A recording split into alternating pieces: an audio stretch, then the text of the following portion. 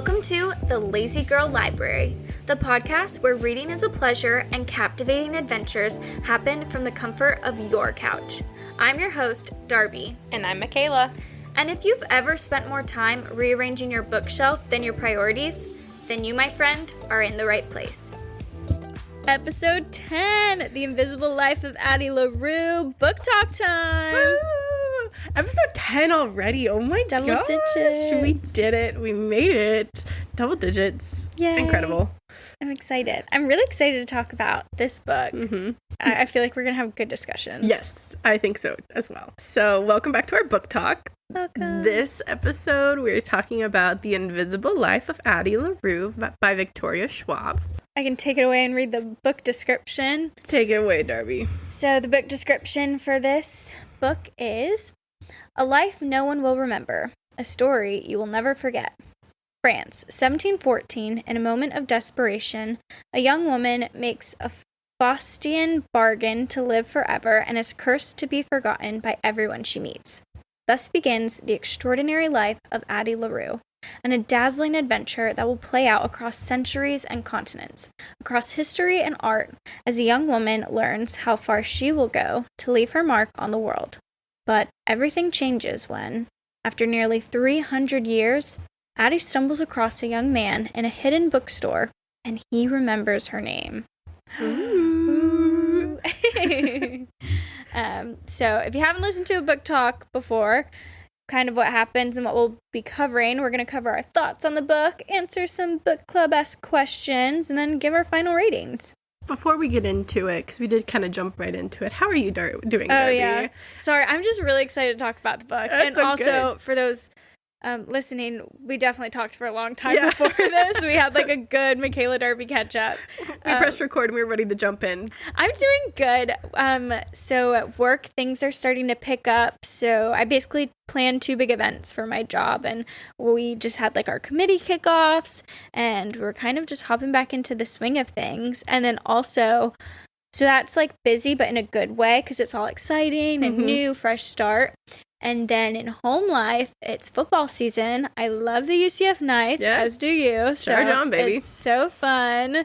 That TCU game was crazy. Wild. It was so fun to watch. And I just put up all of my fall decor, so I really feel revived. Like, I'm not kidding. I think last month I was feeling so, like, sluggish and just, like, down. And I lit one fall candle, and I am, like, beaming. Instant serotonin boost. Literally, boost. like, it filled my whole cup up. Like, I feel like a new person because we are going to enter the best 3 months of the year. I feel like it helps with, like, the change in season because it's almost like a new beginning. So it makes you feel, like, renewed in, like, a new season kind of thing, too. I'm sure helps. Yeah. What's going on with you? Well, I've actually had a lot. I feel like I've been pretty busy. I did find my wedding dress. Woo! So super excited about that. She's not showing me. She's not showing anybody. I'm not showing anybody. The only people that know what my wedding dress looks like are my mom and my sister because they're the ones that came dress shopping with me. Everybody else, it'll be a surprise for the day. She did show us some pictures of dresses she did try on, though. That wasn't like the one. Let me just tell you, this girl is gorgeous. She looked stunning in every single one of them. I'm just, like, so excited. Thank you. To see you. I'm really excited, too. That was one of those, like, I put it on. My sister, when I walked out, instantly knew, like, that was it, even before I did. And we tried on a few others, and then we narrowed it down to 2. Where she put the veil on, and as soon as she put the veil on and I walked out, I instantly started blubbering. I didn't think I'd be that person, but I was. Yay. And so that at that point I'm like, yep, that's it. We can't ignore the cry. Was everyone crying? No, I think Abby got a little bit teary-eyed, but no tears fell, and same with my mom. I think it was like the well in the eyes, but no tears. For me, though, I was a blubbering mess. That's so good. So you're gonna look like how Josh is gonna look when you walk out. And if he doesn't, we're going back and we're redoing it until I get those tears.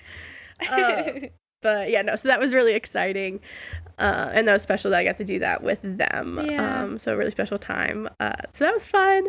And we celebrated my birthday with some friends. Happy birthday. Thank you.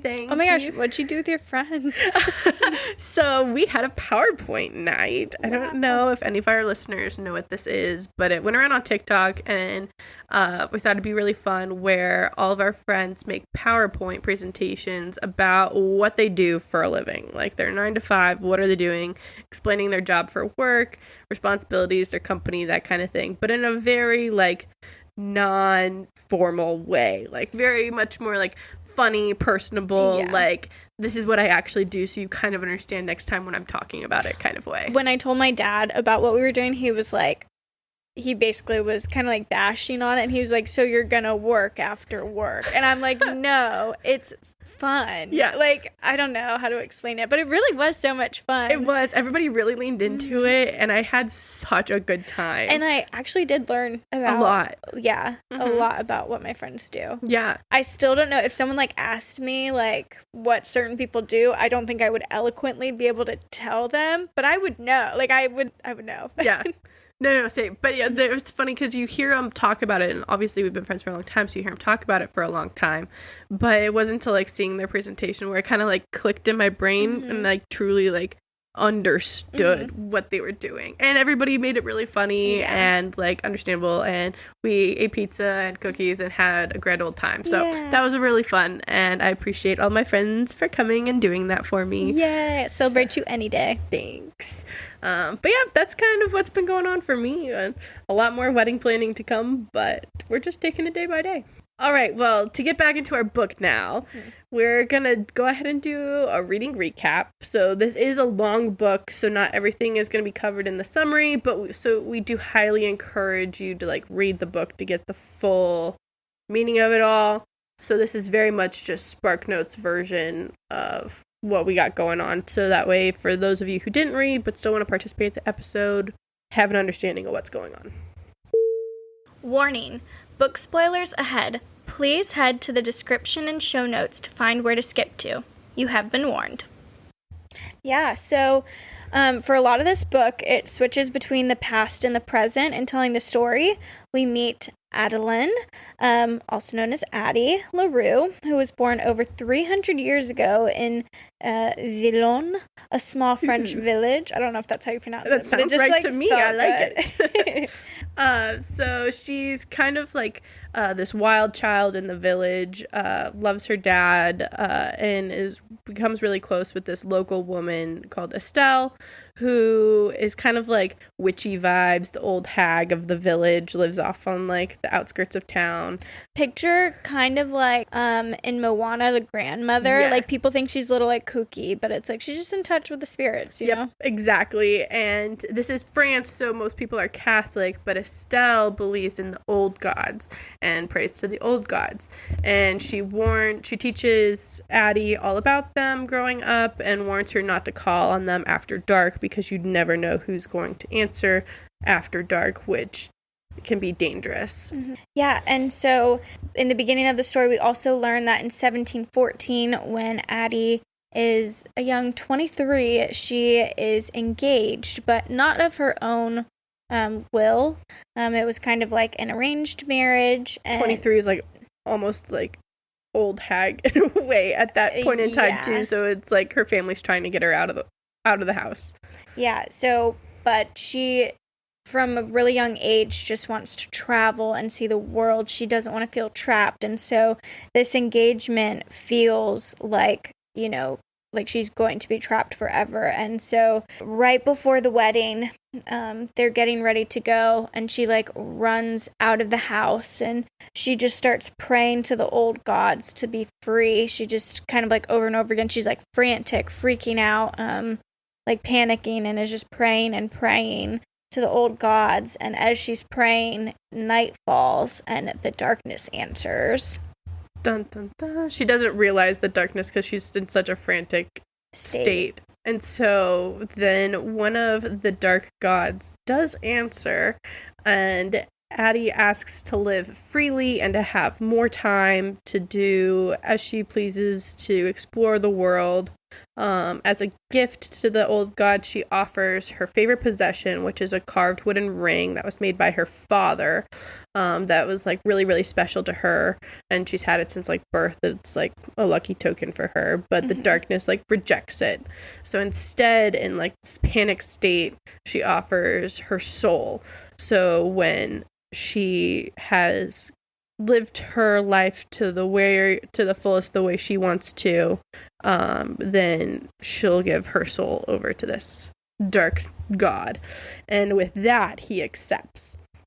So she is given eternal life, but the catch is that no one can remember her because she wanted to live freely. So this was like the be careful what you wish for aspect of it all. And so as soon as she leaves their sight, they completely forget about her. And thus she can live freely, but with major consequences to that. Yeah, one of those being that she can't even leave a mark on the world. She can't say her name. She can't, like, make a drawing. But she kind of finds loopholes in how she can influence others and the mark that they leave on the world. So kind of fast forward to present day, Addie survives by stealing, sneaking into others' apartments to sleep. She can't say her real name because people can't know her. Or her story, the background, no one knows. She's like physically incapable of saying no matter how hard she tries. Yeah, so she can't keep a home, can't keep possessions. The only exception is the wooden ring actually comes back to her, and she can't get rid of this anymore, which kind of, you learn more about it like later on, like the meaning of it. But again, as she's just kind of, it's been 300 years and she's been trying to figure out this life, and so one day she walks into a bookstore to steal a book, but she's caught by the clerk, Henry, and he ends up letting her take it. But because stealing's really the only way that she can get away, because she can't hold a job to make money, because nobody remembers her past the day, or even if they're around the corner after every minute. And so she finds that the way that she gets by is by stealing, because as soon as she turns a corner, they forget that she even was there and stole anything. And a lot of times she, like, returns the stuff. So, like, the book that she's stealing, I think she's planning on bringing it back after she read it. Right, more like a library kind of thing. And so this book kind of hops between, like, present day in New York, where she ran in, and where she was at this bookstore, and back to Paris, where her story was like just starting. So going back to Paris, the darkness appears to her like yearly, each time asking Addie if she's ready to relinquish her life and her soul. Each time she declines because he's trying to wear her down. He made this like curse so difficult for her in hopes that she wouldn't actually want to live an eternal life, that she'd be so down and depressed that she'd just give in to him. But she is petty and is holding a grudge against this guy and is like, absolutely not, you will not win, I'm gonna live forever and you'll never get me. Yeah, and one thing he does is, so before the curse, she was very big into drawing, I think with charcoals, and so one thing that she drew constantly was kind of like this dream man, or this man that really just kind of like appeared to her in her mind, and the darkness takes on this form of the man that she has drawn, and also kind of takes on a nickname of the name that she had named him. So Luke is what he's called, and it's the imaginary stranger that Addie once daydreamed about. Then going back into present time, Addie goes back to that bookstore, but Henry recognizes her and remembers her. So she goes back to exchange the book that she read, and he remembers her, which has not happened. Throws her into a whole tailspin of like, how the heck, what's special about this guy? Why can he, was it a blip? Was it, what's going on? And so she becomes very intrigued by Henry, and she convinces Henry to go on this date with her. And to her surprise, after getting to like know him and really talking and realizing that like this isn't a blip, this wasn't a one-time thing, like seeing him for multiple days, he remembers her every time, and she can tell him her name. That's a crazy thing too. She's never been able to like say her name and her story and like what's going on, but we hadn't. So she's kind of trying to navigate this best way to handle things with Henry, because even though Henry can remember her, anytime he introduces her to like his friends or if they're out somewhere, like obviously those people can't remember Addie. She's completely forgotten about, which she has to be able to explain to Henry at some point, because he's going to ask questions and it's going to get weird. So when Henry's friends don't recognize her, Addie later decides to tell him the truth about her bargain with the darkness, i.e. Luke. And to her surprise, Henry admits to Addie that he actually made a deal with Luke a year ago. And so they figured that's how he's able to remember her, is because it's kind of like a loophole in the curse. And so for him, he was going through a really, really bad breakup and feeling very depressed. And so he exchanges his soul to be loved, essentially. But obviously everything comes with the price, and so even though every person that he comes across like loves Henry, they only see Henry for what they want to see in somebody, like what they see as the perfect boyfriend, the perfect son, the perfect best friend, and not who Henry truly is. So that's like the catch to his curse. Which kind of complements Addie's a little bit as well, because she can see the true him. Yeah, and so they think that they've just found this flaw in the curses that Luke bestowed upon them. And so one thing that they do is Henry writes down Addie's story, with Addie dictating the whole thing and sharing her story. And he's writing it all down. But meanwhile, when we jump back into past chapters, the book sort of describes Addie and Luke's relationship over the course of 100 years, from the 1700s to the end of the 1800s. And so during this time, Addie travels across Europe with Luke, visiting usually on July 29th, but he skips some years. He'll occasionally rescue her from, sticky situations that she finds herself in, claiming he wants to be the one to break her, or he'll whisk her off to some place. Addie accuses him of being lonely and in wants of company, because of kind of like his intrigue with her as well. In 1914, Luke admits to liking Addie's company and gives her a wooden ring so she can call on him, which this is the wooden ring we talked about earlier. She finally uses it in 1944 when she gets captured during World War II. So like during this whole time, they're playing cat and mouse, kind of. It's like anytime she puts on the ring, he'll come. But then it's like, okay, Addie has this ring, but she never wants to use it because it's like she holds the power now, even though Luke held the power for so long, because now there's feelings involved. It's like, will they, won't they, who's going to break first kind of situation. And so he comes to visit in 1952, admitting that he wants her, and they end up in this affair that lasts for years, and Addie falls for him, and Luke says that he loves her too. But then in the 1980s, Addie asks Luke to release her from her deal, thinking that he loves her. And so he'd do this for her. But he says that in order to break the deal, because magic's involved, it requires her to surrender to him to essentially make a new sort of deal in its place, or break it, which Addie obviously is distraught to hear and lashes out at him, and they have this huge fight, and Luke then doesn't appear again to her for another 40 years because they're staying away from each other at that point. And then jumping back to the present, Addie learns that Henry's deal comes with another consequence, and it's that this deal was only meant to last for a year. So while Addie was smarter with her words of saying, "I'll give you my soul when I'm done," Henry was not so smart with his words. And so after that year, he's gonna die, and his soul is gonna go to Luke's, and he only has a month left.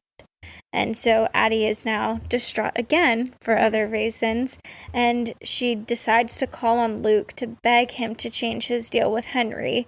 One other thing, Luke tells them that he purposely put them in each other's paths, kind of like he was the mastermind all along, as if you thought that I made a mistake. Like, I don't make mistakes, you know? He thought he was giving, like, Addie what she wanted, like, the human love and affection that she wanted, because he knew about that, like, because they're both cursed. Like, obviously, Henry's kind of immune to his curse on Addie, so he, in his love, quote-unquote, for Addie, thought he was giving her what she wanted, but then showing her the heartbreak that comes with human love, because he's dying in a year, thinking that she'll come running back to him at that point.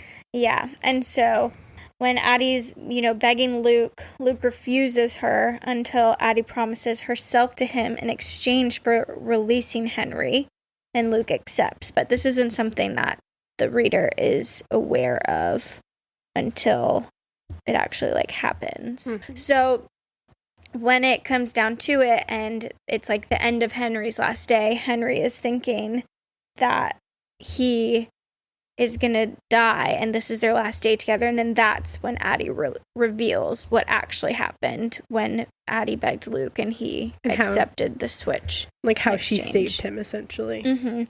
And so in part 7 we hear about Henry living and writing a book based on the stories that Addie has told him, and he publishes the book, and I don't even think it's based on the stories. I think it is exactly what Addie said to him.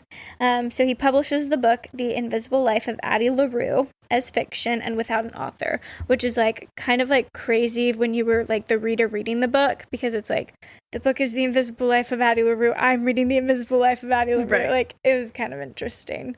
And then to top it all off, the ending, Luke, you know, thinks that he's won because Addie, it's not that her soul is his, but she is surrendered and is now, like, with him.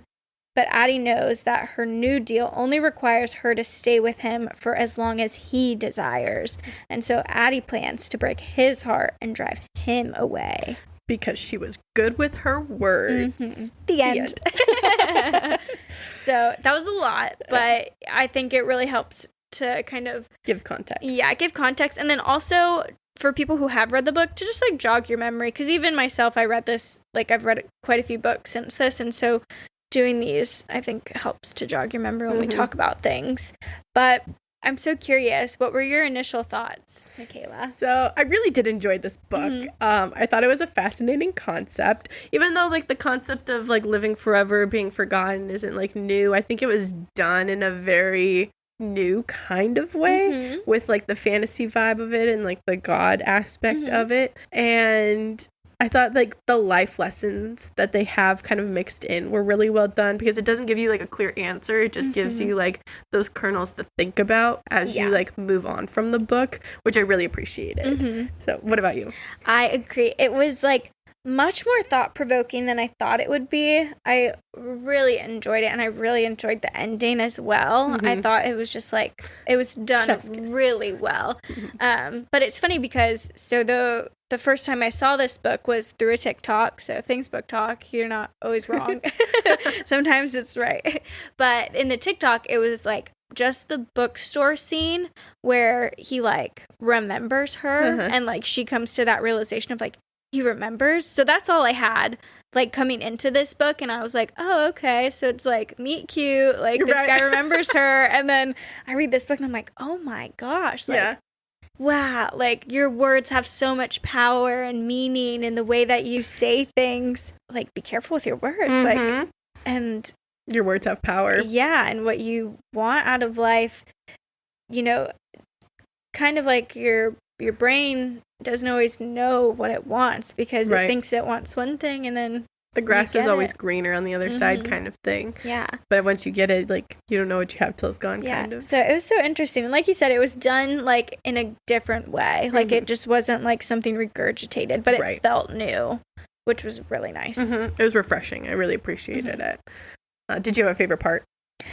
I did. Honestly, I just, like, I found it so interesting when she fell in love with Luke, and, like, the intricacies of their relationship. Of course, being fantasy, like, readers and the love of fantasy, you're always rooting for the villain. I know. Like, you're always like, oh my gosh, she has dark hair. Like, okay, let's get it down. Like, you know, so. That was my toxic trait throughout this whole book. I'm not gonna lie. I'm like, wow, Luke is just like so hot. I really feel for him. He's probably lonely. Yeah. I'm like, no, he wants her. Like, so I was really into that, and like I wanted more of that. But I also I really liked her story being remembered and then like validated. Like that was like really touching too. Just everyone wants to be like seen in like the world, and so it was cool to see someone felt like as though they were seen by someone. And of course this was very like exemplified or magnified because they had two curses, and so they were the only two people that saw each other. But so I liked that as well. What about you? Surprise, surprise. I love the complexities of the book. What? No, but I think like the moral complexities of the book and its characters were really like my favorite parts, what I found the most fascinating and the most well done. Like the is it right or wrong for Addie to be stealing to live? That like pang of empathy you have for Luke when he supposedly develops feelings for Addie, even though he's really like the bad guy in the quote unquote in this book. And like the love complex of, is it true love or is it like love of convenience between Henry and Addie, and also Luke and Addie because of like the situations that they're all in. I just loved the complexities of it, and I think that the author did such a phenomenal job like laying it all out for you and giving you essentially all the facts for you to like take with that what you will, kind of, which I love. Like that's always my favorite part. It's why we're talking right now. Exactly. Because it's like, what did we think? Yes. Like, and I think it, like a lot of books do it, but I think she is probably one of the best to do it, in my opinion. I think that it was like really well done the way that she did. Where it really wasn't leaning too heavily like one side or another, good, bad, right, wrong. It just left it all out there bare for you to kind of figure out where you lie in it. That's definitely my favorite part. So good. What about least favorite? The pacing of this book was a little slow for me. I think I was really into it, and then we got about towards that like middle third of the book, and it started to really slow down for me. I'm like, I need this is the part where I need to like pick up on me. Like I this is where we're like gaining traction, gaining steam, but I feel like we weren't at that point. And I wanted to hear more about like her adventures through history. I feel like we focused so heavily on the buildup of her life in Paris that I wanted to hear more about the adventures she had like throughout history leading up to that point. Like because she lived through so many historic events. Like, how was she involved? Was she involved at all? Like, where was she during like certain time frames? I feel like we spent so much time on the front end of her history that we only got very, very little blips and like brushes of it throughout the rest of that history leading up to present. And I wanted more of that and more meat and potatoes there. Yeah, I agree. The pacing wasn't my favorite, but also at the same time, I'm wondering if she'd paced it that way almost intentionally so that you could kind of feel like how like tired she was, and like how and like how like this is a long life. She's been through like it's the same thing. Like she's gone through all this stuff, like so tiresome. And then when you get to all the present chapters, that's why it's like almost even more like magnetic. That's a phenomenal point. Thanks. It just came to me. It's not in my notes. It just came to me. But so I'm wondering like if that was intentional, and if it is, like that's crazy. Like good on you. But that's a really good point. I didn't even think because it kind of makes sense. It puts you in that like feeling that she had of life, where she's waiting for the pacing to pick up. Yeah, that's a phenomenal point, Darby. Thank you. I didn't even think about that. That really changes my perspective on that a little bit. Yeah. And then I think for me, so the pacing was not my favorite, but now that I've been enlightened, it's also changed it. But for me, my least favorite part was when her parents didn't remember her, like, sob. Like, that was just so sad. And kind of, well, really when, like, anybody that she, like, knew didn't remember her, because it just, like, if you like can try and confront it yourself, like picturing if I were to come over to do the podcast and you were like, who are you? Get out of here. Like, you're freaking me out. This random, like, oh my gosh, I would be bawling. Right. Like, so just, trying to like even feel a kernel of the fear and the sadness that she felt. Oh, so sad. And I don't like feeling sad. So constant least favorite. Like the constant starting over, because it's like you get to know somebody on your side for like you've known them for 2-3 months. You're really learning like the intricacies of them. But every time they meet you, it's for the first time. So they're never getting to know you. Yeah. Yeah. It's What's funny is, so right before we were recording this, we actually were talking about new people and hanging out with them, like how tiresome that can be and like how much energy it takes to like ask the questions and get to know someone and like to constantly, like that's your only life is, you know, reintroducing yourself, relearning about people. Like, I'm surprised that she didn't go completely insane. Like, the strength of will is incredible. Yeah. But let's talk more about Addie and Luke. Okay. So they had a really interesting dynamic. Like, did you believe that they ever both truly cared for each other? Do you think it was a matter of convenience, power? Like, talk to me about it. So I wish I knew what the author, like, what they think, because I don't think we'll ever know for sure. But I'd love to imagine that it was both. I think that knowing each other for so long and them, you know, which we don't know enough about Luke. Maybe he had like other side pieces, but I'm just saying, like, maybe Addie wasn't his only one, but from what we know, like, they've just known each other for so long that I think it just ebbed and flowed in many different things. So I think at times for both of them, it was about convenience and power. And at times for both of them, it was about actual feelings for each other. So I think, I don't know, but I think that both were felt in the relationship. No, I agree. In my heart, that's what I'm going to believe, because that's what I want. But I mean, like, it happens in real life too. People fall in love with toxic people and they have these toxic relationships. So even though they're not like good people for you, you can still have these like passionate love for somebody. And I feel like that's kind of where Addie landed with Luke. I do feel like it helps that he remembers her, so it fills that like longing. But I think two things can be true at the same time, that those feelings did develop because it was such a long relationship. And like you said, from like Luke's perspective, Addie's the only one we know of, and makes it sound like she's the first and only for him. And how when they were at like the speakeasy, like he gets lonely too. And so the fact that he's able to check up on Addie, and Addie's been like playing this cat and mouse game with him, gives him almost like enjoyment and entertainment for him to fall in love with her. So I truly believe that there was like real love there, but not to say that power didn't and convenience didn't like assist that and play a big role in that developing either, and that it was obviously a toxic relationship. And in a way, Luke, and like in his position, is very similarly cursed to Addie. Like, he's doing the same thing every day, you know? So I think maybe if we do play into the love portion of it, he can relate to how lonely she's feeling and how it's all like, though she's living free and can experience new things, it's not new when you get to the root of it, because it's just reintroducing, and no one knows you, no one sees you, no one feels like, can understand how you're feeling. And so I'd like to think that because Luke is in almost like a similar position of like, well, yeah, he's cursing people every day, they could be new curses, but no one knows him, no one's hanging out with him.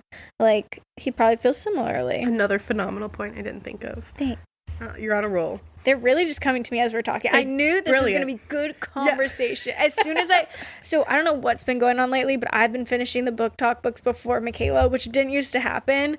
And so like after I finished this, I was like, Michaela, you need to read this, and it's going to be like so good. Like, we're gonna have such great talks, and we're having such great talks. And if I say so myself, you are on it. You've got that philosophical brain on, and hats off to you. You're making phenomenal points, because that's another one I didn't even think of. But you're so right. How he totally can relate to Addie's feelings in that, and I'm sure helped build that relationship. Yeah, no, absolutely. Thanks. Similarly, though, do you think Henry and Addie were truly in love, or were they just bonded by their circumstances? So I'm not gonna lie, I liked Luke a lot better than Henry. I really liked Henry, but so like I didn't even think about this thought because I was like too involved with Luke and Addie. But I think this one was more circumstances because it was so quick. But I don't necessarily think that's a bad thing. It's just kind of the love that they were offered, and so for them it worked. So I think it was because of circumstances that they fell in love, but I don't think that that's bad. Now, if they didn't have curses, would they still have fallen in love? I don't know. Right. But I think that they did feel so strongly for each other and so seen by each other because of how, like, where they were put, which again is kind of like real life, you know, like, would I have met Justin if I didn't go to UCF? Like, would I be married to him? I don't know. But because of the circumstances that brought us together, we did meet each other and we did fall in love. So, right. And we are in love. But so that's kind of like Henry and Addie, I think. No, I agree. It wasn't my favorite either. I did prefer Luke. The darkness, green eyes. I know, it just gets me. But yeah, this one definitely felt more bonded through circumstance, because Addie was obviously desperate for human connection, and Henry was desperate for somebody to see, like, the true him. It's the whole reason, like, he was in that mess in the first place. So they really, like, gave that to each other, and that's not to deny that there was an attraction, but it was definitely, I believe, more circumstantial. But I feel like it kind of, like, shows the difference in how, not to invalidate one love versus another, but how love can be so different for people, because there's the love that's, like, the passion and, like, the more heavy hitting, deeper feeling emotion that's more like wrecks you with that she has with Luke, versus like the soft sentimental like feeling of playful and fun, more like delicate with Henry. And that's not to invalidate like one is more like the true emotion of love than the other, but it's just like how different love can be. And I think it is too like a little bit healthy and unhealthy of like with Henry it's safe, you can be vulnerable and still like feel secure, whereas with Luke you can be vulnerable and then feel belittled by like someone. So, and it's like the trap that I feel like so many girls land themselves in between, where it's like the bad boy complex, where you, just like us who we loved Luke throughout the book, even though he was very clearly the toxic one. It's the traps that we all fall into. But then we're married and engaged to the nicest boys. It's so true. But yes, that was an interesting way that she kind of like portrayed that. But all in all, I like Luke. I think that one was better. But okay, I love this question that you proposed. What curse do you think is better or worse, Henry's or Addie's?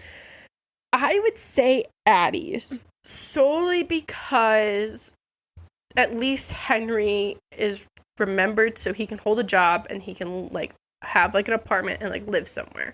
I feel like both of them are very, very lonely curses. Like it can leave you feeling very isolated and alone and forgotten about, because even though Henry is remembered, it's never for him and the true him. He knows that anytime anybody looks at him, it's not him that they're seeing, it's like their dream version of him. So I think both are lonely, but at least like in Henry's circumstance, you can go on living a semi-normal life, yet albeit lonely, but still normal, versus Addie's circumstances were way different. And that was on Henry for not bargaining for enough time too, because he could only live like the year, versus like Addie was careful with her words and like had eternity. So I agree. At first, for some reason, my first thought was Henry's, but then I quickly was like, no, I think Addie's curse is worse. I think one thing that's nice is Henry does kind of have his one friend that like doesn't like need to see more. Like she already saw him like for what she wanted and out of him, and so like they have a normal relationship, but they both are so hard. I do think Addie's like she truly has no one, and I think for some people like in real life like they kind of act out Henry's curse in a way, in that they do only see what they want to see out of people. Like, for instance, sometimes with my sister, like, her and I are vastly different, and, like, we like different things. But a lot of times, I tend to see her as my childhood sister, as if she hasn't grown up, and I'll treat her like that sometimes, because sometimes that's what I want, you know? So... That's a good point. Like, I think sometimes that just happens. That's just because you all have different perceptions of somebody, and sometimes people just want to perceive you as what they want. And now that's not going to work forever, but like, it does kind of happen, I think. Yeah, no, that's a really good point.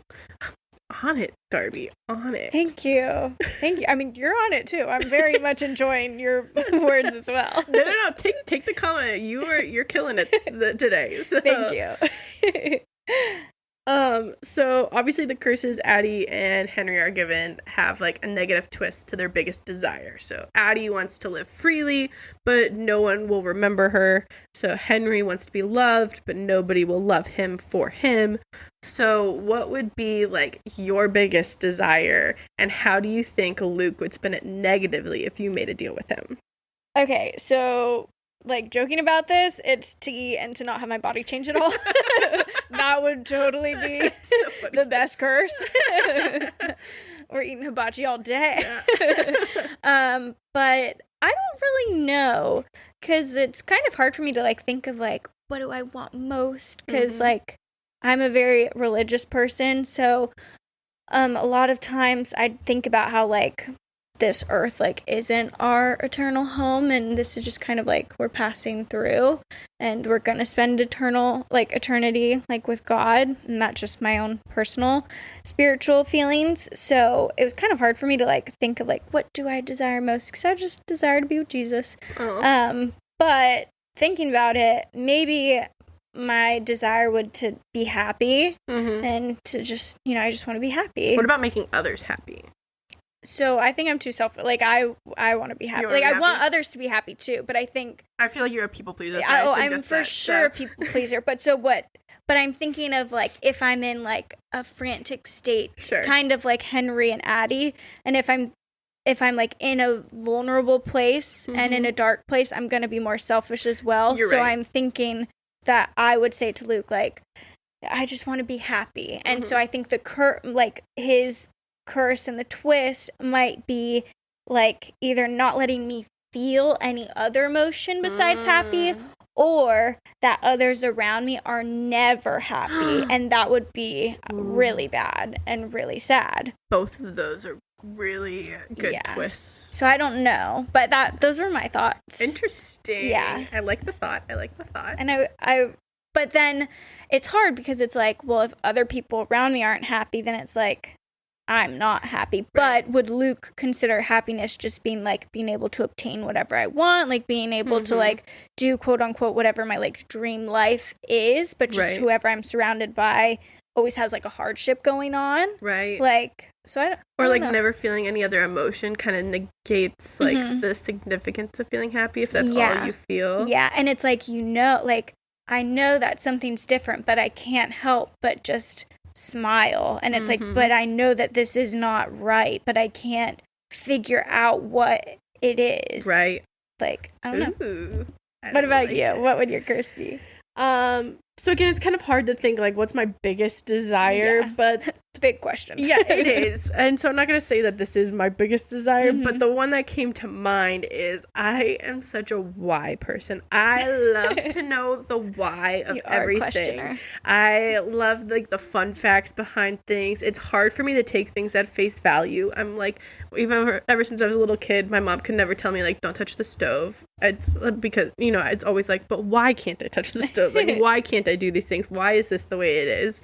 And so I feel like if like that was like my thing, he might give me the knowledge to know everything, or like never question like why something is. I'll just automatically know. But then maybe like the twist on that would be, nobody would ever believe me when I tell them what why is.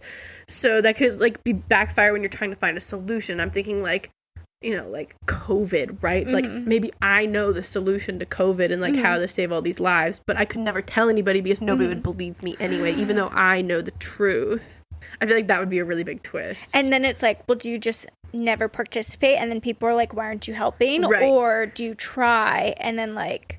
Exactly. Like, yeah. That's a good one too. Yeah, like a Cassandra from like Greek mythology, you know, like that kind of like complex of it. Yeah. Or I feel like it could also be like, so it's like spin to like the why of like everyday things, like knowing like why Josh came home late from work. Maybe it was because he tells me like, oh, he just had to work late, but the real reason was that he was stopping to like get me a surprise from Target or something like that. Then but because I know the why he was late, it ruins like surprises or things like that for like everyday things. So I feel like it kind of depends on like what context you... Or almost just like knowing too much information, like almost like a mind reader. Yeah. Like you go crazy with it. Yeah. Just like information overload. Ooh. Oof, that's a bad one too. Yeah. But I feel like that'd be mine. Yeah.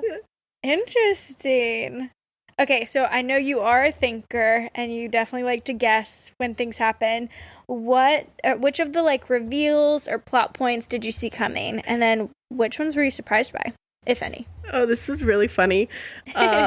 With Luke being the love interest, immediately when he popped up, I'm like, okay, so this is going to be the thing. But then, you know, you're reading and he's the one that's cursing her. I'm like, no, Michaela, this is not a Sarah J. Maas book. Yeah. You need to get your mind out of that space. This is a very different, like, this is the bad guy. And even, like, getting through, like, halfway through the book, you're still, like, I have to keep reminding myself, like, this isn't that type of book. This isn't that type of book. That's not where it's going. Like, let's focus on the story at hand. Stop, like, bringing in outside influences. Yeah. Lo and behold, later on, we find out that it is a love interest. Yeah. So I was like, wow. I needed to stop gaslighting myself. Trust your instinct. Enjoy the story a little bit more. So that one I did see coming, despite gaslighting myself that it wasn't actually coming.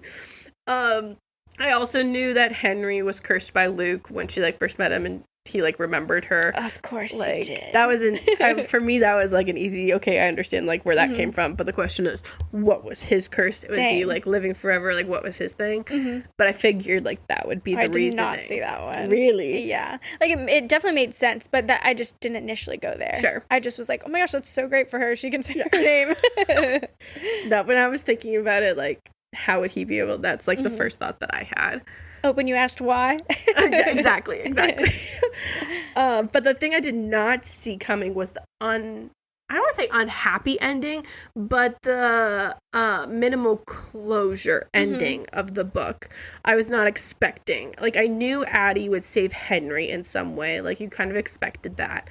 But I expected more of a resolution for her story with Luke than the leaving off on an almost interpretation cliffhanger of, okay, she made herself an out, but you don't get to hear about it, and like whether she makes it out or not, or her whole situation with Luke, whether they stay in love or how that all works out. They have darkness babies, exactly, or it's like, is he over her? Does he ever like get tired of her, or is he actually truly in love with her and she's stuck forever in this situation? Like that part I didn't see coming, but I'm not mad at it. I'm actually really happy about it, and I think it really added to the book.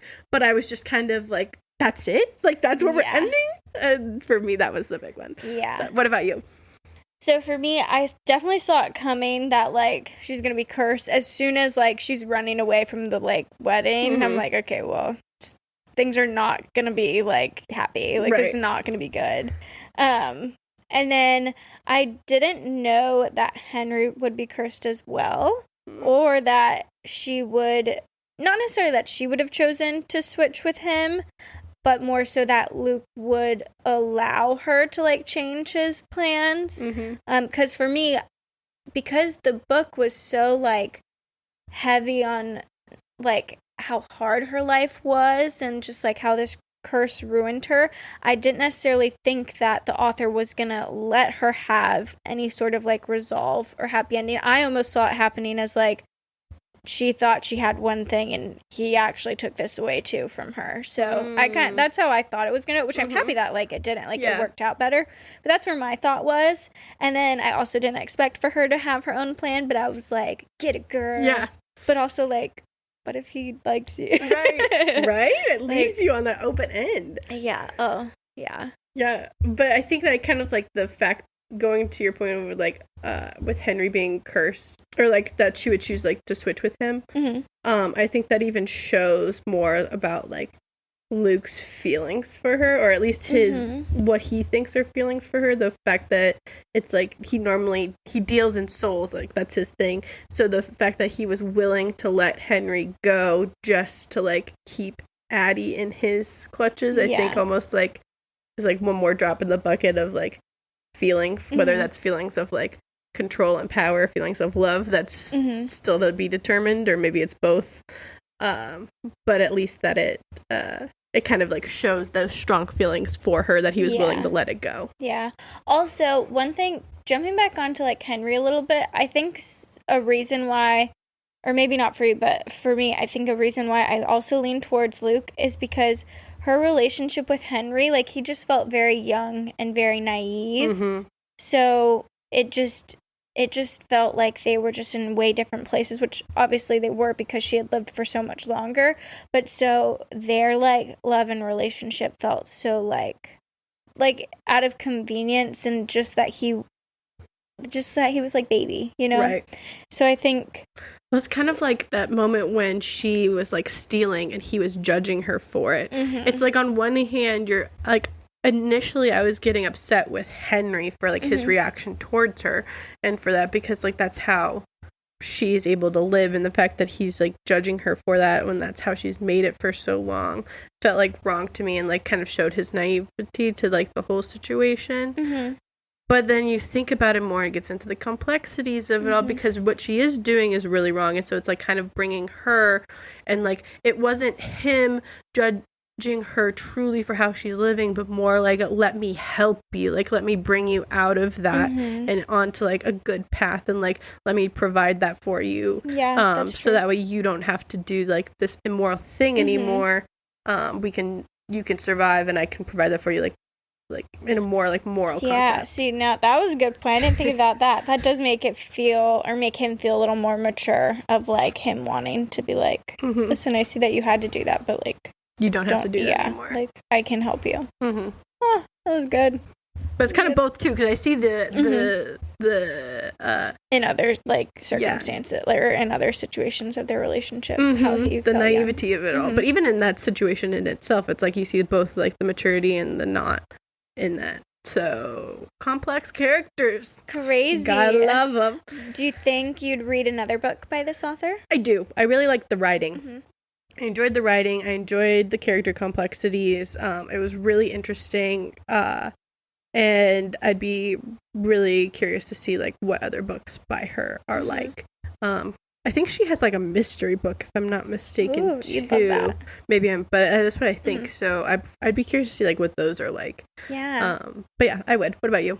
Definitely. This was so interesting, and I definitely have high hopes that her others have to be good too. Like, this was so good that like even if her other ones aren't, as good as this one, I feel like they're still going to be like a good solid read. So I would definitely read more. So I got to check her out on Goodreads. What are your like final thoughts, star ratings? How are we feeling? So I did give this one a 5 stars. Yay! I think like I audiobooked this one, and it really made me feel like I was in the story, like, and I felt her emotions so strongly, and it also made me think about like rash decisions more wisely, and just like I can't just spew like words, and I feel really like that I'm really bad about that. Is like a lot of times I'm saying the first thing that comes out of my mind, or it's like, oh, I can relate to this person this way, like, oh, let me say this, like I can join in, and like I just gotta listen more. Like I can just listen and then speak when I've thought about it. I feel that. But words have power. Yeah, they really do. But I would love to read a sequel of this book or something from Luke's point of view. Yes. Like imagine the whole story, but like from Luke. So it's like we hear from like the beginning of his time, or like the beginning of when he first notices Addie. Like maybe he notices her like when she meets Estelle and when they're talking, like before she even like comes to him, and like he is forced to watch her do these things, and it's like, what if he is so torn up inside because like he didn't want to curse her, but that's his job? Like, what if there's someone above that darkness and this is just his darkness role, and so he has to watch her do these things while he's wanting to pour his heart out and like welcome her in, but he can't because like this is the Sarah J. Maas talking in us. Maybe, but like, what if he is just like really restricted and there's someone like above him? Like, oh my gosh, I need it. Victoria, if you are listening, this is a phenomenal idea. Please take it and write this book because I need I need Luke's perspective. Also, a final thought. Which I don't know if I told you this, but I think it's funny to tell the listeners. So I was audiobooking this, and I typically listen to audiobooks in the car, but I was so into this book that I was like, okay, I have to listen to it right now. But I didn't I didn't have any laundry to fold or something to do while I was listening to it. And it's really hard to listen to an audiobook like just sitting there staring at a wall. So for those who don't know, I'm very good at Tetris. And so I played Tetris for like an hour and a half just so I could do something that like didn't take up too much mind power, and then like also listen. So I like did this Tetris where it's called like a marathon. So I just was like going, and there was no like it wasn't an actual game where like things would happen. Like I literally was just like practicing. And I did that for like an hour and a half, and I was crying playing Tetris, listening to it, like, because I finished it while I was playing Tetris, and so that was not on my bingo card to be sobbing while being on my, like, 456, like, Tetris line. That's so funny. So that's a final thought I have about this book. What a way to end it. Wow. But so tell me your thoughts and ratings. I don't know if I could top that one. I feel like that's a great thought to end on. I wish I could have recorded it. It was so funny. My thoughts. So I rated it 4 stars. Because I did really love the story and the complex feelings that the book gave me, but I did wish that it was a bit more upbeat with the pacing. And I got more of her journey, although I am starting to question that after you brought that up, because I do think, if I'm thinking back on it now as we've been talking, it really did make me feel that anxious, like, stuck feeling that I'm sure she was feeling a lot. I just feel like this author was so intentional with, like, everything she did that, like, it wouldn't surprise me if that was on purpose, too. Yes, so I'm really starting to question that, because that was the only reason I gave it 4 stars. So this might really be a 5 stars for me, but I don't change my ratings, so it's stuck there for right now. I'm going to comment on her. Everyone comment on her Goodreads and say, we know this is 5 stars. But I did really enjoy the book, though. And that really was my only qualm with it, was the pacing when I initially gave it the 4 stars. I loved the way that the author ended the book, so really great book overall. Unfortunately, I didn't play Tetris and cry when I finished the book. So I can't end on that. But I did enjoy it, and it was fun. And yeah, good books. So good. Gosh, this was a good one. I really liked this one. Yeah. And you guys will have to let us know your thoughts. Do you feel similarly to us? Are there things that you're listening to us and you're like, heck no, I totally thought this was completely opposite? Because I really am enjoying, like, the philosophical portion of this, and I really want to know what you guys think. Or what were your desires that you think would be turned into curses? Yes. Love to know. Gosh, Leave us comments on Lazy Girl Library Insta or on our website, lazygirllibrary.com. We want to hear it. But that was The Invisible Life of Addie LaRue. A great book. What an adventure. Yeah. And what are we reading for our next book club? We're getting cutesy with our next book. We're getting a little spooky, little cutesy. So spooky season. We're going to be reading The Ex-Hex by Erin Sterling. So I believe this is a romance book, but it's witchy. So we figured for spooky season, this would be a perfect little book to read, to get into the spirit of Halloween. We haven't done a romance in a while either. So a little throwback to romance where we started. Hopefully this one's better than The Worst Best Man. Hopefully. I'm thinking this one will be a lot more lighthearted than The Invisible Life of Addie LaRue, so give everyone a little break from, a little breather. Yeah. But I can read the book description. Take it away, Darby. I know you love to hear my voice. I do. I live for it. All right. The Ex-Hex by Erin Sterling. 9 years ago, Vivian Jones nursed her broken heart like any young witch would. Vodka, weepy music, bubble baths, and a curse on her horrible boyfriend. Sure, Vivi knows she shouldn't use her magic this way, but with only an orchid hayride scented candle on hand, she isn't worried it will cause him anything more than a bad hair day or two. That is until Reese Penhallow, descendant of the town's ancestors, breaker of hearts, and annoyingly just as gorgeous as he always was, returns to Graves Glen, Georgia. What should be a quick trip to recharge the town's ley lines and make an appearance at the annual fall festival turns disastrously wrong. With one calamity after another striking Reese, Vivi realizes her silly little ex-hex may not have been so harmless after all. Suddenly, Graves Glen is under attack from murderous wind-up toys, a pissed-off ghost, and a talking cat with some interesting things to say. Vivi and Reese have to ignore their off-the-charts chemistry to work together to save the town and find a way to break the breakup curse before it's too late. This I'm really excited for. It sounds really cutesy. It sounds like very rom-com-y and spooky vibes, and I think it'll be the perfect thing to set the tone for spooky season. Yes. I'm excited about this one too. I'm hoping it's a good one. Me too. And if not, then it will make for a good discussion. Why not? Exactly. Other books, though. Borrows and returns. Take it away, Darby. What are we reading? What are we borrowing? What are we returning? I don't know what's in the water, but I've still been, reading like a madwoman. So I have quite a few returns. Honestly, I'm actually going to do my borrows first because there's less borrows than returns. So obviously, How to Win Friends and Influence People. I haven't touched it, but that's on there.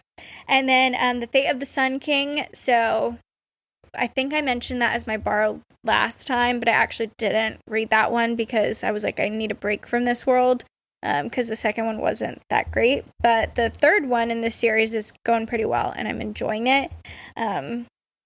But yeah. I'll talk about that one more when I get to my returns because I'm not finished with it yet. But this one, it's going a lot better. And I'm really happy with the decisions she's making and the writing. For returns, so I did read The Friend Zone and The Happily Ever After playlist by Abby Jimenez. I really liked them both. I've said it before, but this really gives me Emily Henry vibes, and I really love those romance books. So these are both really good. One thing that I thought was kind of funny is in The Friend Zone, the narrator for the girl, I just, I couldn't take her seriously because, she chose to have this accent. I've heard her narrate other books, so she chose to have this accent, and it was Chapter 7... Kristen, and she did that on purpose because I've heard her do other things, and I was like, that is so funny. I don't know, so I didn't love that, but it was still a good book and a good story, just lighthearted romances. Sure. And then I did read Powerless and Reckless, so we kind of talked about that in the book blender Give me the episode. thoughts. Was it a copy paste? Was it good? There were definitely identical themes in it. But I don't think that you could say it was copy and paste. For the Red Queen series. So if you didn't listen to our last episode, you should go back and listen. But just kind of a quick little recap is that there was kind of book talk sayings that Powerless was a complete rip-off and copyright of the Red Queen series, which I really liked the Red Queen series when I was in high school, and I just reread it last year, and it is still really good. I really like it. Powerless definitely was super, super similar, but I think it was still different enough to where you can't call it copyright, especially because every fantasy book you're reading, it's okay, we're looking for the villain, the enemies to lovers. There's lots of similar tropes, and I don't know, some things were really okay, this is really similar. Right.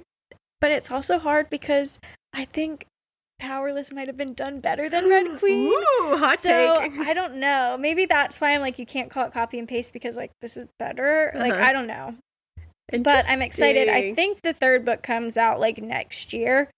and I'm really excited to read it. Yeah. So it was really good. Even if it was similar, I really enjoyed both of those books. And sorry, I didn't say who the author of those were, but Powerless and Reckless is by Lauren Roberts. So that is the author of those. And then the last book that I read was Carvel, and that is by Stephanie Garber. And I gave that 4 stars and, well, like 3.8 stars, but that one was so interesting, and I really want you to read it, Michaela, because the world building in there is really, like, neat, and there's definitely, like, twists and stuff that I did not see coming, and that I just was, like, it's like I was in a state of confusion, like, the whole time reading it, but kind of in, like, a good way, so I don't know. It was just, like, weird, but, like, good? Yeah. I don't really know how to explain it. It seems like a very interesting concept. I do own the book. Shout out Abby, thank you for my Christmas present. But it's been on my list for a while, so I did plan to read it, and now I kind of want to read it even more so we can talk about it. Yeah. And our friend Madison has also read it, so 3 interesting perspectives there. So I do want to read it. It looks like, an interesting kind of concept. Yeah. So those are my returns. They were all really good. I gave 4 stars to Carvel, Reckless, and Powerless, and then I gave 3 stars to The Friend Zone and the Happily Ever After playlist, which again, for me, 3 stars is still, like, a good book. It's, like, there's things I really liked about it and things that I was like, I didn't love this, but still a solid read.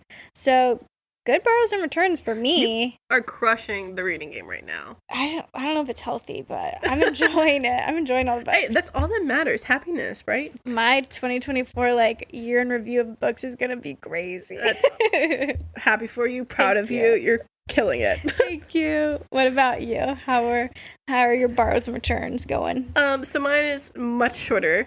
That's okay. For my borrows, I'm currently reading Conspiracy of Kings by Megan Whalen Turner. It's the 4th book in the Queen's Thief series that I've been reading.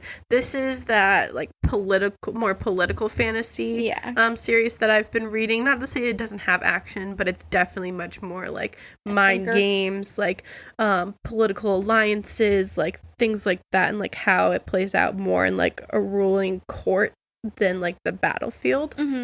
But I'm obsessed with the series. I love it so much. Yay! I'm about halfway through this book, and I'm excited to finish. There's 2 more because there's 6 books total. That's a good series. It is, it's a finished series. It is, I believe so. Oh, that's so nice. I need to stop reading unfinished series. They're not really long either. Like each book's like 300-ish pages, so they're not terrible at all to get through. But there's so much like twists and turns packed into each page that it's like I've gotten to the point, obviously this is my 4th book, I know that they're coming, so I try to pay like extra close attention, but the thing with her books that keeps me eating them and wanting to read them more is that I never figure it out before the end. Oh my god. Despite like knowing it's coming. So go Megan. Yeah, I know. Megan's crushing, and it's really like it's a very unique concept. I feel like. Oh, no wonder you're hooked. You don't know what's happening. I love it so much. I gave it to our friend Jack, which shout out Jack. I feel like he's one of our number 1 supporters on here. So we love you, Jack. If you're listening, shout out you. But I did give him the first one to read, so I'll be curious your thoughts, Jack. I'm so curious. So yeah, I'm continuing that. Really excited. I'm also going to, I haven't started it yet, but I will be starting it tomorrow on my commute to work. An audiobook called Agrippina, the Most Extraordinary Woman of the Roman World by Emma Southon. Interesting. It's a nonfiction book about this woman from the Roman Empire, essentially, and how she rose to power and then essentially like fell from power. It came across my Goodreads as like a recommended or something. Yeah. Seemed interesting, and I haven't done like a good history audiobook yet, so we're gonna give it a shot and see. Okay. And then the biggest thing on my list is I was convinced to start the Harry Potter series for the first time. I actually haven't read those Okay, either. I'm glad I'm not the only one. I feel like a fraud sometimes because I've been reading since middle school, but I never read the big ones. I haven't read Hunger Games, I haven't read Divergent, I haven't read Twilight, I haven't read Harry Potter. Oh, the only one I've read is Hunger Games out of that list. Okay, that makes me feel better because I'm like, I feel like a fake, reader. So many people have given me such a hard time about not reading Harry Potter because apparently I look look like a Harry Potter adult, which I guess I'm a Disney adult, so it kind of like goes with it. Maybe I'll be obsessed with it by the time I finish, you know.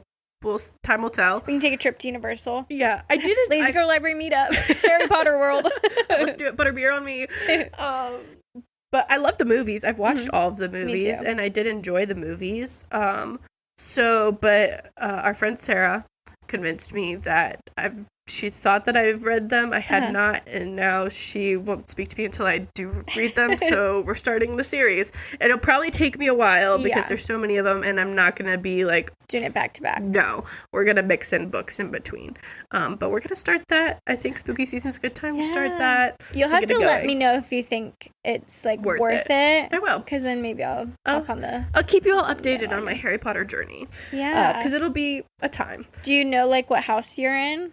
I took the test. I always thought that I would be a Hufflepuff, but I am a Gryffindor, according to like the most official test you can take. So everyone thinks I'm a Hufflepuff, but the Pottermore test said that I'm a Ravenclaw. Ooh. Yes. I see it. Thank you. No one ever sees it. I see it. Just because someone is friendly and nice doesn't automatically make them a Hufflepuff, okay? I can be intellectual. Yes, you can. Also, I was talking to... Sorry, I don't mean to talk over your borrows and returns, but I was talking to my friend Eddie one time because we were talking in depth about this, and I was questioning my own Ravenclawness, and I was like, yeah, but I don't know because I'm not like that book smart, and he was like, well, I think you're socially intellectual in the way that you talk to people. Smart. And I was like, this is so nice. Well, Darby, how many philosophical things did you bring up just in this podcast today? I totally see you being a Ravenclaw. Thank but you it's also with limited me. Knowledge from me too, but take it with a grain of salt. But I think we're talking about two people. We're talking about houses when we haven't read the book. This is so hypocritical, but still. I feel like the Pottermore test, which is like her official one, I guess. It's like ingrained in society. I feel like and we've seen the movies. We can talk about it to a point. Yeah. Anyway, sorry. Continue. You're good. Also, I really do see Ravenclaw for you as well. Oh. Well, I wish I was... No, I don't... not Ravenclaw. Sorry. Gryffindor. Yeah, sorry. That's what I meant. That's the one that I did not see for myself at all. I always thought Hufflepuff or maybe Ravenclaw. But I feel like... So, Gryffindors are known to be brave. And I feel like you're someone who stands up for people. Like... very strongly and passionately, and I feel like sometimes you have to be brave to do that, and so that's just one of the ways or reasons I think that you match the Gryffindor. Thank you. You're welcome. Well, I'll find out more. I'll do my research in the books, and we'll discuss more. Love. I only have one book for my return, so we're really not talking about much. But it was Becoming Bulletproof by Evie Pomporis. This was the audiobook that I was listening to that was kind of like self-help, self-defense. 5-star read for me. Loved it. I think it was so well done.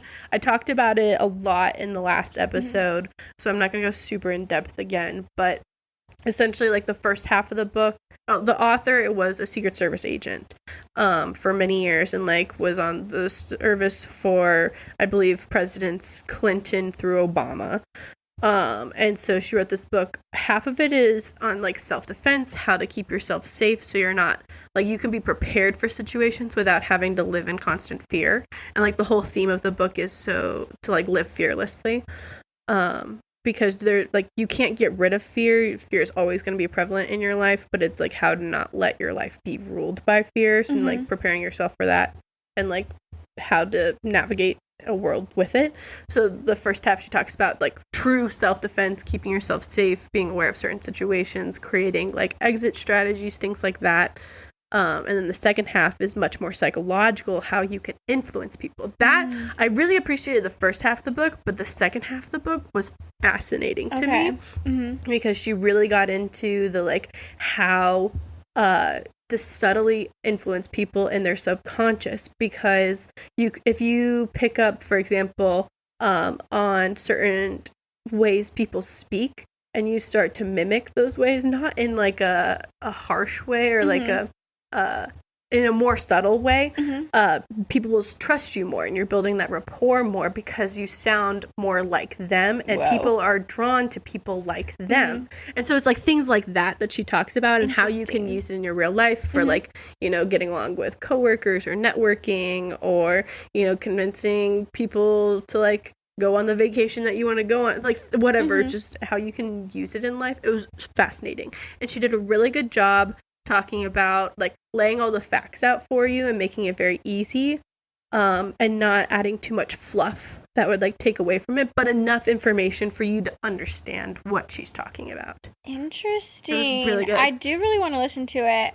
Our friend Janine, I talked to her about it. She read it. She did not feel the same as you. I think she might have given it 3 stars. I could be lying. I'd have to go back, but I know that she didn't like love it. So I'll have to talk to her about it. I'd be curious to hear what she thought. Yeah, but I loved it. It sounds really interesting, and I love how she sprinkled like personal stories in it throughout.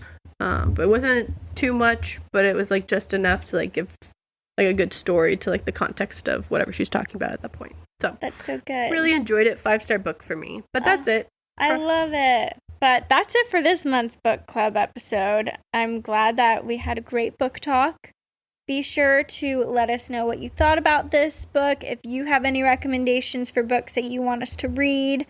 If you want to tell us what Harry Potter house you think we should be in, let us know. What house you're in. Yeah. What I need to know. Get me prepared to read this series. But thank you so much for joining us. Be sure to, again, just leave your thoughts and maybe a review of our podcast. That would really help us. Always much appreciated. Yeah, we just love to hear from you guys, and we'll talk to you again soon. Bye, guys. Bye.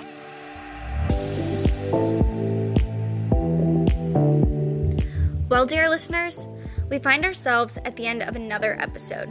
And remember, the Lazy Girl Library is not just a podcast, it's a community. We absolutely love hearing from fellow book lovers, so don't forget to share your thoughts and your favorite reads with us on our social media. You can find us on Instagram at Lazy Girl Library.